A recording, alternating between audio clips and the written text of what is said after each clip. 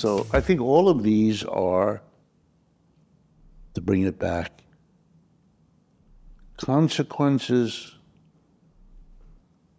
flowing out of a changed world economic arrangement, which can be summarized in a lot of ways: the arrival of the BRICS, the emergence of China, the decline of the American empire. There are a lot of different ways of categorizing or characterizing what's going on, just as there are many ways in which it shapes the American consciousness.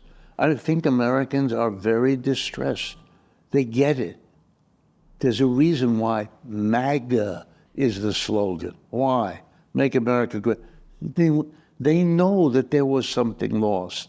And you know, glib comments, oh, people always think, you know, it's greener on the other side, it's greener in the pear.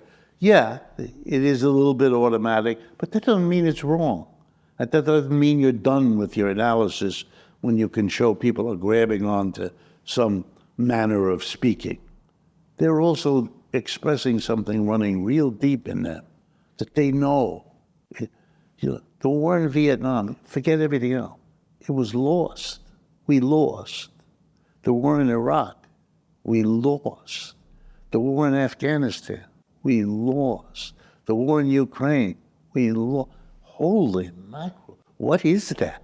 That's what happens with empires when they overreach. They can't do it. You know, if you go back and you read Gibbon or anybody else on the decline of the Roman Empire, it was these what did they call them? Vandals, barbarians coming from the Central European steppes that were, you know, ripping apart the Roman Empire. Well, it doesn't take a genius. There were plenty who did good work there, but it doesn't really take a genius. The reason the foreigner can grab your stuff is because you can't stop them. Come on. We sent 500,000 people to Vietnam. We lost. It's a communist country. The Taliban runs Afghanistan. I mean, what, you need more information? And yet, when I give speeches in the United States, and I do this on purpose, and I reach a certain point, I have a pregnant pause, I lean over the podium, and then I say, and then the war in Vietnam was lost. The United States was beaten. You should see the faces. I wish I had a camera, capture my audience. They don't know what to do. By that time, I made a decent impression.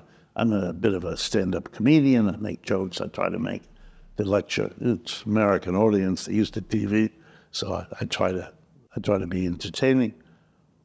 But at that moment, I catch them. It's not that they don't agree, although many don't. But it's not that. It's just there's something shockingly. I use a sexual metaphor.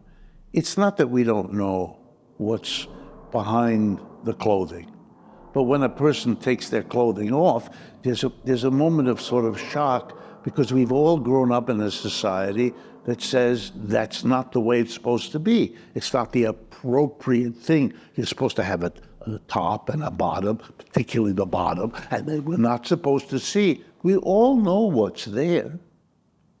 Half of us because it's what we got, and the other half because we've been interested in what the other one got, and we have figured it out. So what is this all about? That's what this is. This is, we kind of know. We kind of know the empires. We kind of know, but we don't. We do not want to hear it.